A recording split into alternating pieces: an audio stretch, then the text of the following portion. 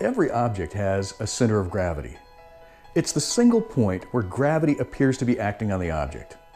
Now, gravity acts on the whole object, so scientists love saying stuff like that, but what does that really mean? Well, it's actually easier to see when you use something that's falling. So this is an origami maple seed. It's just like a real maple seed, flies the same way, only I don't have to wait till fall to check it out. Now, we're just going to throw this. As it falls, it spins. Seen from above, one part is moving left, the other part's moving right. Gravity acts in a straight line, so what's going on? There is a point at the center of the spinning that is moving directly toward the ground.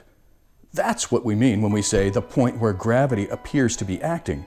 It's acting on everything, of course, but this is the singular place where the path obviously shows the effect of gravity pulling the object straight down. That point is the center of gravity.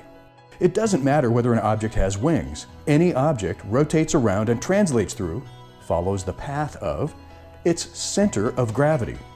A baseball, a planet, an asteroid, or an airplane, they all rotate around their center of gravity.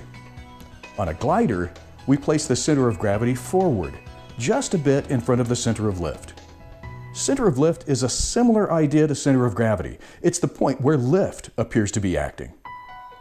When the center of lift is behind the center of gravity, this tends to keep the nose pointed down. This helps the glider move forward.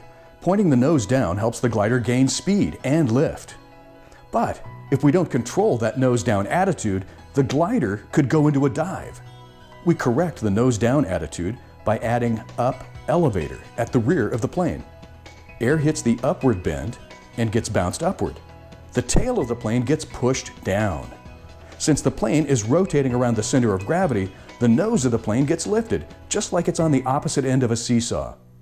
Balancing the forward center of gravity placement with the correct up elevator adjustment gives us a smooth glide. For a paper airplane that circles back, we're really flipping the script on these two ideas. We're moving the center of gravity back so the plane has a tendency to climb, and we're using negative dihedral angle. The wings are drooping, so it stays in a banked attitude.